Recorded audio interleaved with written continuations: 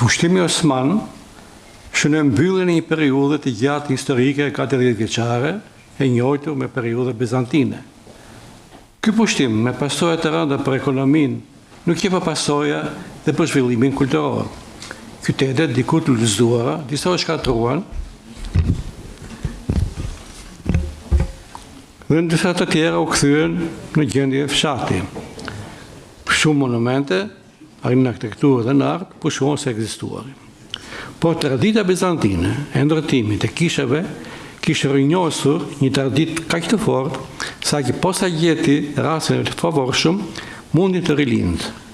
Kështu që duke filluar nga gjysma e dytë e shekullit të 16 e deri në fillim të shekullit të 19 ngrihen ndërtime të shumta të kultit të krishterë. Është e kuptueshme se mbas një periudhe kaq të gjatë pushimi, modelet ka të merreshin, sigurisht do merreshin nga arkitektura bizantine. Por, nga ana tjetër, ky zhvillim, si i vonë,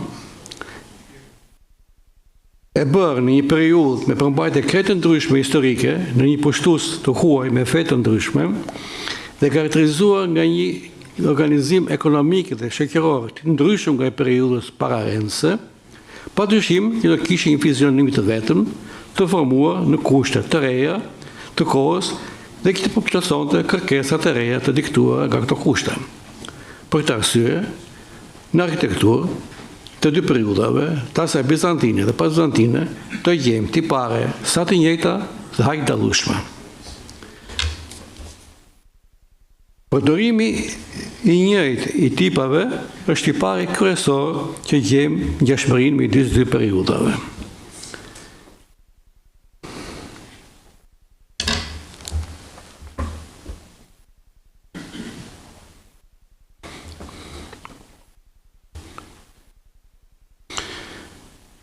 Periudha bizantine e dal nga përstutimi kaq shekullor dhe u bë fe kristiane, fe popullore, fe zyrtare e popullsisë, kishte nevojë për një numër të madh besimtarësh të merrnin pjesë në liturgjitë fetare.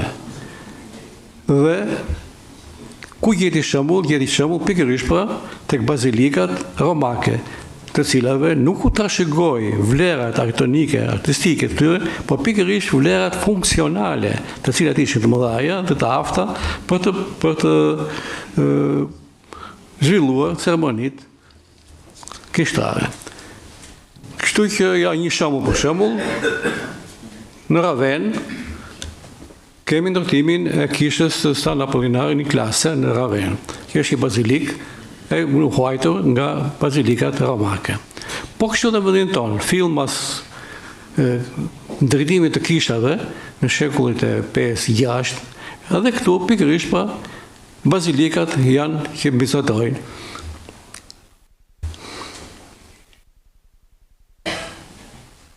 Kështu që kemi bazilikën e Butrindit, bazilikën e Madh Butrindit, kemi bazilikën B të Bylisit,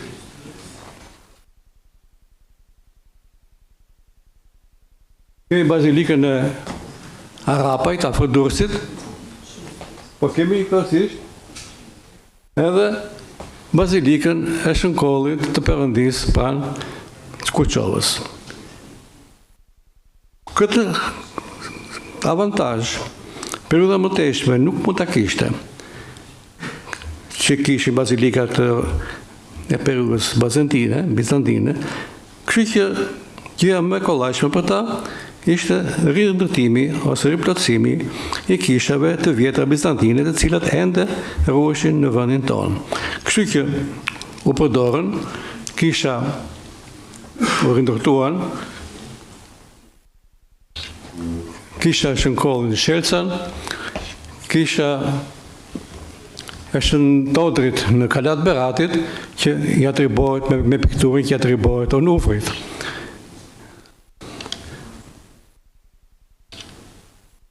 Kishën Shëmëri Vlaherënës në Kalat Beratit, e pikturuar nga Nikola i Onufrit. Por edhe kishat e vjetra, edhe kishat e reja që kanë ndërtuar, ishin shumë të vogla, një nefshe, bazilikat vogla një nefshe, pa pretendime arkitektonike, megjithëse banin një art shumë të lartë nga ana, si thua, artistike.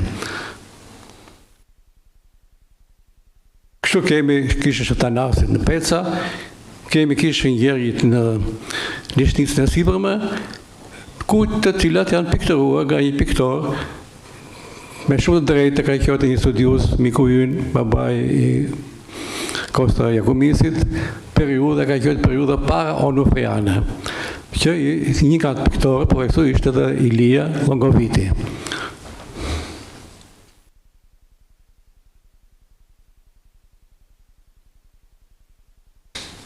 Vazhdoj me kishën e Shënmitrit, vazhdoj me kishën e Shënsotirit, ose transformim, ose transfiguration of Kristus në Tremisht të Përmetit, e kështu me radhë. Shkallë fillon rritjet repertori arkitektonik i kishave. Dhe kjo ku e gjem në radhë të parë tek manastiret, cilat ishin kryesisht larg qendra të banuara dhe ishte mundësi më të lehtë për të ndërtuar. Edhe këtu ku u zgjodh pikërisht pra dhe në këtë rastin këtu u zgjodh tipi në formë kryqi të brendashkruar me kupolë, i cili ishte mbizotrus në arkitekturën bizantine.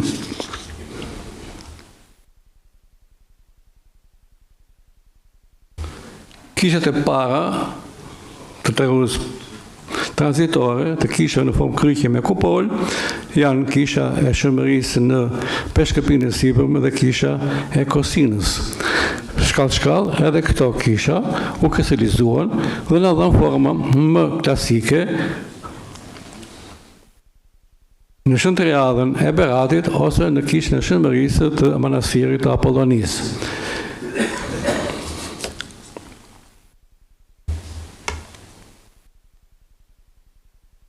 Po këtë kishë, po këtë tip, në manastiret tona, si shikoni në figurën mrapa, u ndërtuan paka shumë me këto kritere konstruktive dhe figurative të kishave në formë kryqi bizantine.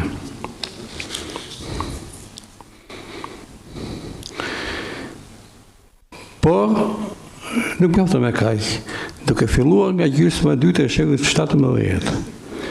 Fillojnë të ngrihen edhe një tip i ri bazilikash në vendin tonë.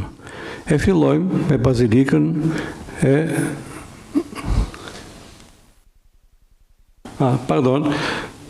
ku është ndryshimi? Thashë është ndryshim në kohë. Me qenë se në kishën në periudhën bizantine, pam që fillon me bazilikat, përforcohet edhe bëhet mbizotrues kisha në formë kryqi me kupol, në periudhën e fundit të zhvillimit të arkitekturës bizantine, kemi një rrudhje arkitektonike. Ndërtohen kryesisht kisha familjare, kemi kishën e Maligradit me qimer, me një nefshë me qimer, kemi kishën në formë kryqi të lirë, që është kisha e Marmiroj dhe kisha e manastirit e Zvornesit, po kemi dhe kisha të reduktuara në formë kryqi me kupolë pamën e jashtme, por ende nuk kanë mbështetje të brendshme, siç është kisha e Shëmihillit jashtë mureve të Kalas, kisha e Ristozit në Mborje. Pra fillojnë kishat bazilikale. Kjo është vula e shekullit 18-19 në Shqipëri, bizotojnë, jo se s'ka kisha të jatë vogla, por këto që bizotojnë janë kishë bazilika. Të gjithë të tipave. Për shumë, fillojnë me kishën e Shëmërit të Vlahernës, të Vrau Goranzis, ku ka pikturuar Onufri Kiprioti, bashkë me një piktor të Alivizi, 1622, pa filloj hershëm, po të shfaqen me gjithë variantët të saj, ka shumë variante. Këtu është një variant i bazilikës me kupol. Kemi kisha me një sistem qemerësh edhe kupolash, po kemi edhe kisha me tavan të rafshët. Pra gjithë variantet e bazilikave i gjenë të pasqyruar në këtë.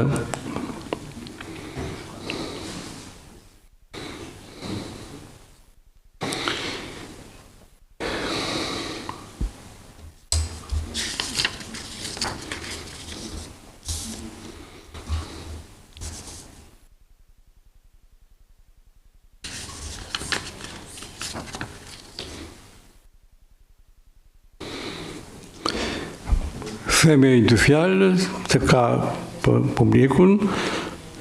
Kulmi këtyre bazilikave arriti në Voskopoj, ku bën një periudhë shumë të shkurtër kohore, u ngritën 4 bazilika madhështore.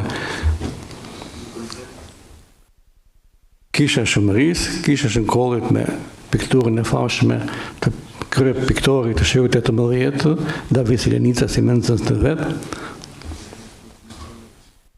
Kishën e Shëmihillit dhe kishën e Shën Thanasit, ku ka pikturuar vëllezërit Koça, Konstantin dhe Thanasi, zografi. Pra, shikojmë pra çfarë zhvillimi të madh patëm, po kjo punë vazhdoi edhe në shekullin 19, ku dallohen kishat e Bërinjës së Përmetit, për shembull, ose kisha e në Pogon e Kllomos, ose kisha e Shëmërisë në Kalan e Beratit, janë kisha kështu me thënë dhe ato, vazhdojnë tradita bazilikale edhe në shekullin 19.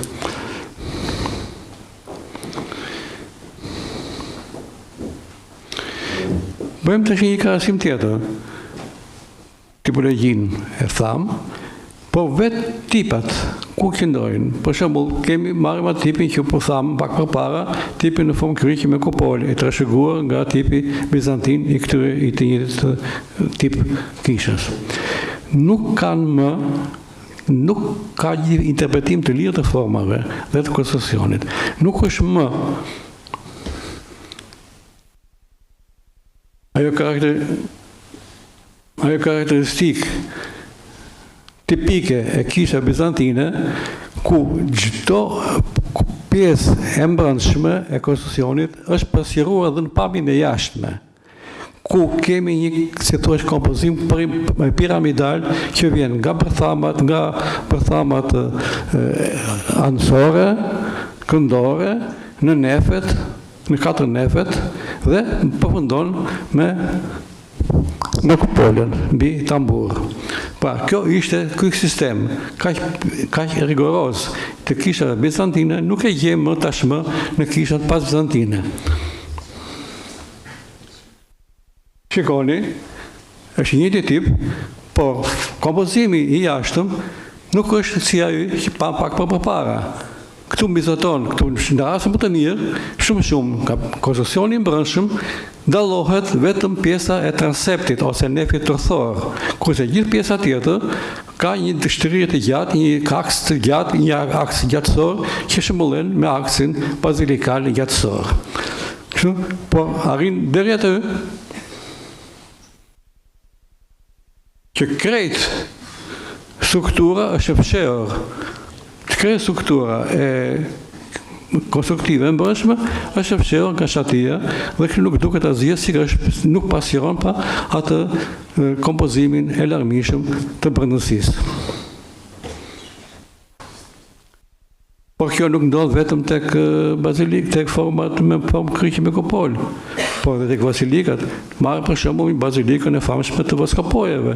Shikoni brenda në këtë plemetria çfarë sistemi të larmishëm dhe të guximshëm konstruktiv ka, me 10 forma qemerësh, harqesh, kalota sferike e tjera. Dhe këtu duhet të hysh disa këmbshkallë në mënyrë që kur hyn brenda, atëre vetë spektatori, atëre ndjen madhështinë e interierit, e pamjes së brendshme.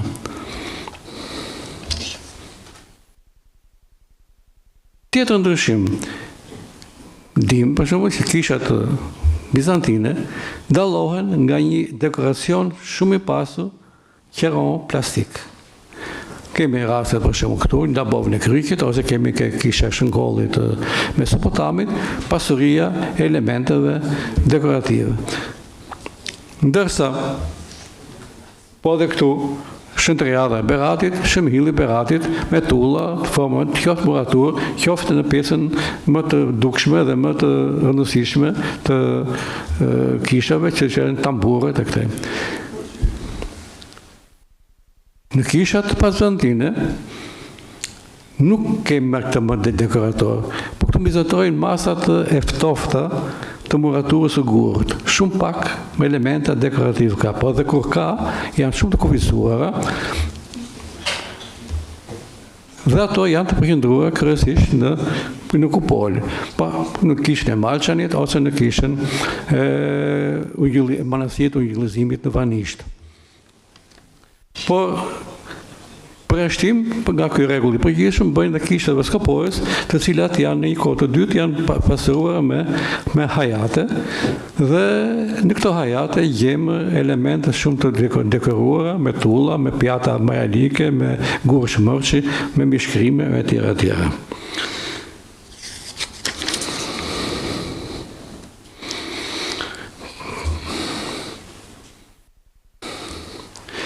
Pra